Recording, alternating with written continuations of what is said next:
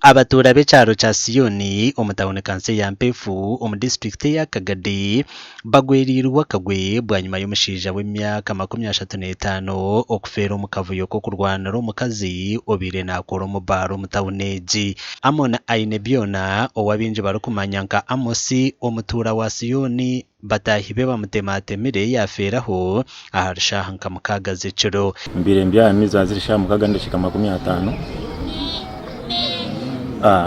tindi hali na kurai move scene aho kintu ekyo kiberire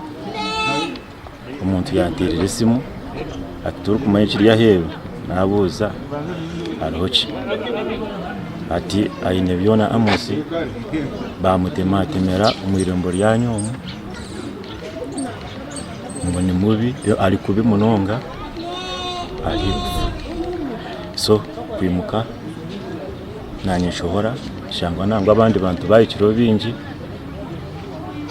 tumureba biracha isi atakafire kunkaine ebibundi bihango nekigambwa ngo omugenzi aine byona agizira obutekerezana n'abandi bashiija ahabwa omukazi w'ebara owamanywa nka Eunice omuka trading center akakabasigazo muri Siyoni. Bwanyuma aba batandikire kurwana kandi aine byona nukwe kwitwa bayituka mukama we bamaze kumukwata bamuteka omukomo bitukukiriza Wilson hamwe na Wilbrod bacyabuzire kandi kuna ikashweka bangamba shongejo yarugirira ha mukazi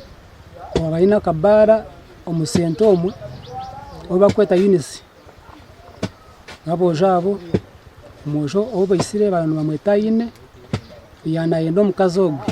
Muramuzi nagira ngo bwanyuma y'abantu aba bataketegerezibwe bazo mu cyaro cya Twesime owishenkazi wa Wilson kwikiriza orukutekatekwaho ko bari omwe mu bisire Amoni nukwenji yo kugihemba homoro kandi kasikaho na n'ebintu byayo. Abasigaze bano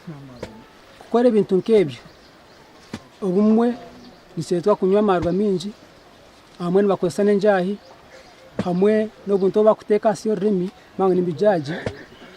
hamwe n'ebindi bitokoza bwonko nka amirungi nico kiri kubaletera obuzibu